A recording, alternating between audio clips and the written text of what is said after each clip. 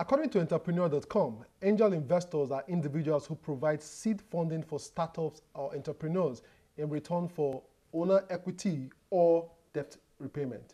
Angel investors differ from venture capitalists because they are more willing to fund smaller companies. But the question is, do we really have angel investors in Nigeria?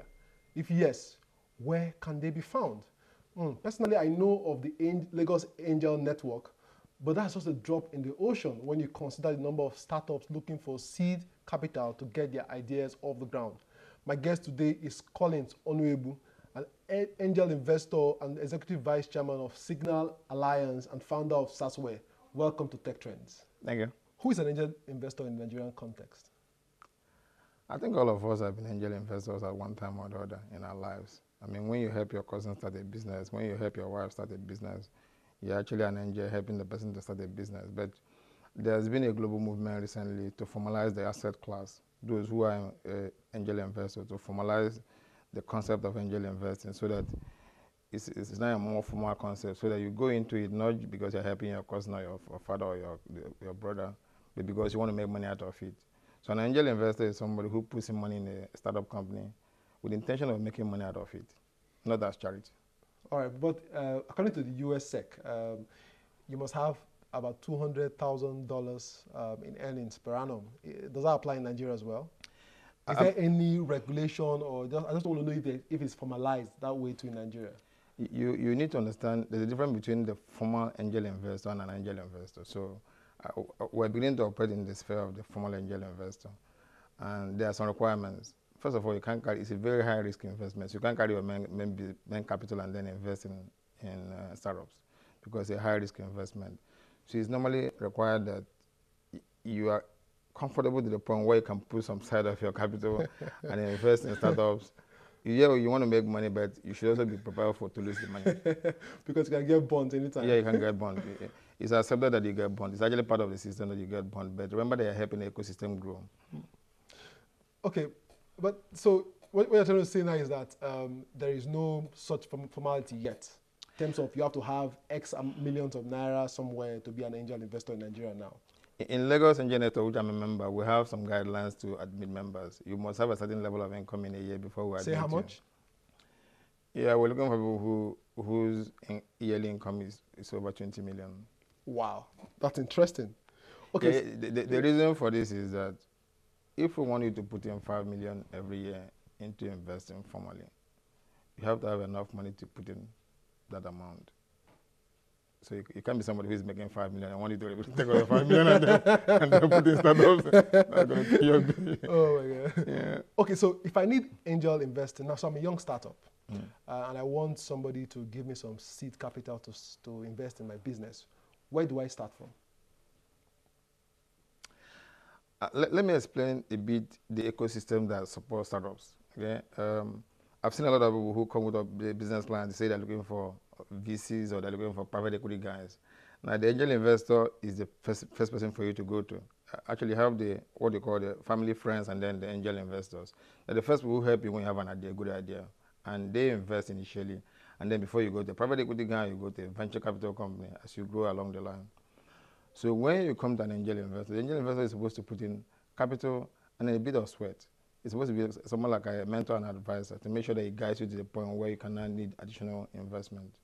So if you come to me as an angel, you're not just looking for cash, because if I want to give you my cash, I have to be sure that first of all your idea is good, and I'm going to help you in the process of taking the idea to a point where I cannot talk to a VC to invest in so that I can get out and then leave you to go the rest of the way. Oh, okay, so you guys work hand in hand with VCs?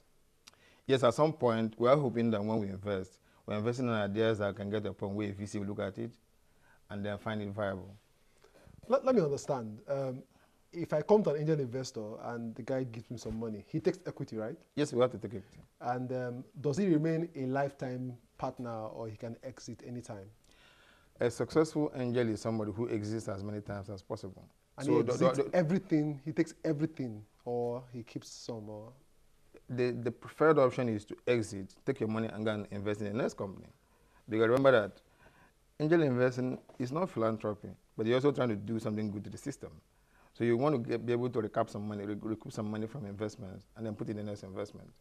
So the ideal thing, ideally, I advise to make sure that when you're investing in a company, you need to have an exit strategy. So if you're a startup and you tell me I should be investing in you, I should ask you where you want to be in 5 years, so when I want to exit. Okay? It's not rocket science, but you should be able to have an idea that in 5 years' time or in 10 years' time, if I'm going to exit, this is the kind of exit I'm looking for. So with that exit strategy, and when you finally exit, you can take the money and there and put in some new investments. Okay. At some point, I had Simeon Onuegbu on the show, and I told him something worries me, which I'm going to also share with you, is the fact that we have a lot of foreign VCs, or we have VCs, international VCs in this market. Meanwhile, we have a lot of local money that can be put in the tech ecosystem. Are you worried about that trend as well? I think what we're trying to do is to build an ecosystem that exists in every other place. I mean, people keep talking about Silicon Valley or London or something. Those guys have developed an ecosystem that includes angels, includes private equity, includes VCs, and then they start doubling on those things at various points in their time. That ecosystem has not been very developed in Nigeria, but it's coming up. So the first people who are coming in here are foreign VC companies. When they come in, local VC companies will come up and challenge them. So I think the most important, let all the VC ecosystem grow in, and then there'll be local ones and there'll be foreign ones. As a startup, it doesn't matter to you where you get money. Whether you get it from a local person or you get it from a foreign person, let's just be sure that there's money in the system. Yes. So, but I think that once the foreign ones see success in the system, the local ones will come up and challenge them. So how long have you been angel investing now? Informally, for a long time.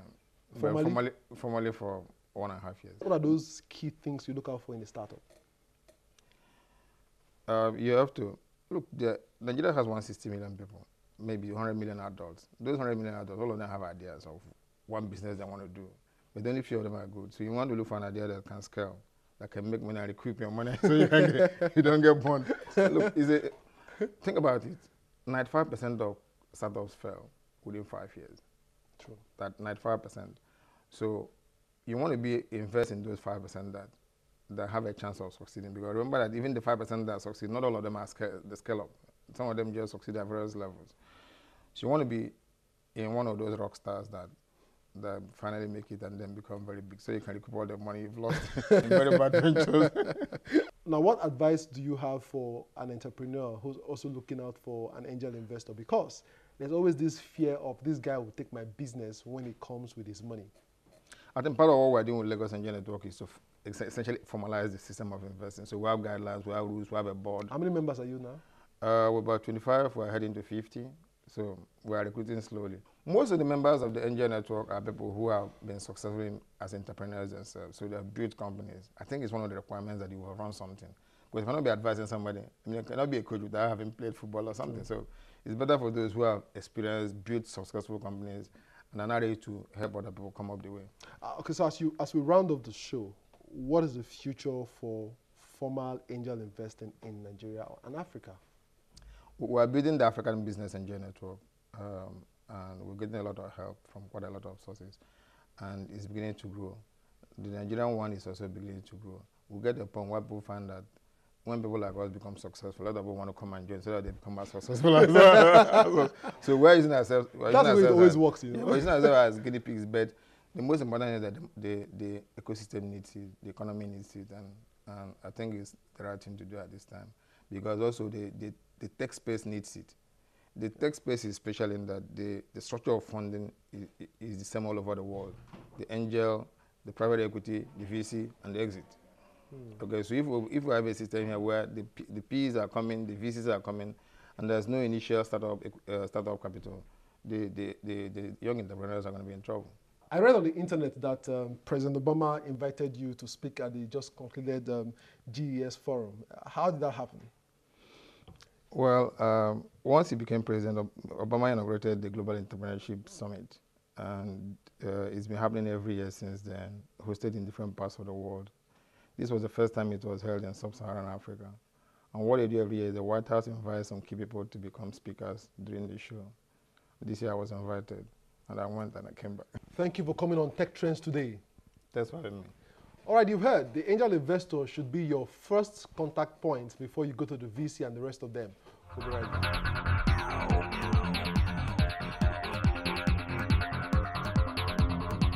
This week, I'll be giving away a selfie stick. If you'd like to be the lucky winner, then simply tell me the very first gadget reviewed on Tech Trends. I repeat, tell me the very first gadget reviewed on Tech Trends. Entry closes 72 hours from now, and the lucky winner will be announced on the next edition of the show. And just like I informed you last week, the winner will be picked randomly using randompicker.com, which automates the entire process. Remember, if you have to qualify, you have to follow Tech Trends TV on social media and also include hashtag Tech Trends Giveaway 2. I repeat, hashtag Tech Trends Giveaway 2 when replying if you want your entry to be accepted.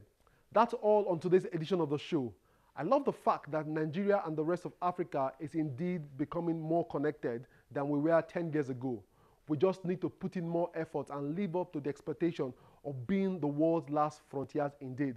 Remember, you can watch the whole show on the Channels TV YouTube page or via my blog. My name is Chukwemeka Agbata. Please join me next time.